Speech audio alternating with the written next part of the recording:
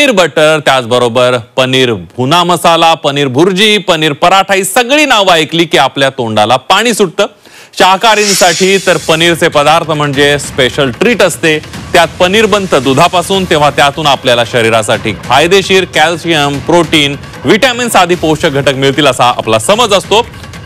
पण थांबा, तुमच्या ताटात आलेलं पनीर गाई म्हशीच्या दुधाऐवजी वनस्पती तेल आणि इतर घटकांपासून बनवलेलं असू शकतं.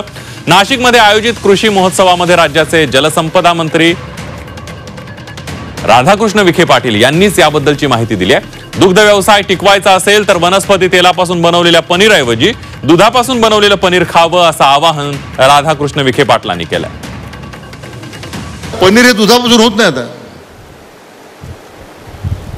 काही काळापूर्वी भारत सरकारनं व्हेजिटेबल ऑइल पासून पनीरची परवानगी दिली. त्यामुळे तुम्हाला हॉटेलमध्ये पनीर मिळतं ना, सगळं ते दुधाचं नाही आहे, व्हेजिटेबल ऑइलचं आहे.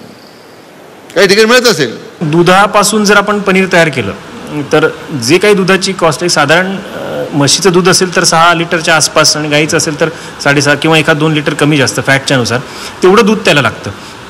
आणि एक साधारण 1 किलो पनीरसाठी मी असं सांगतो. आणि ह्या व्हेजिटेबलपासून सहज साहजिक आहे की रोज रोज खाल्ल्याने आजार बळावतील.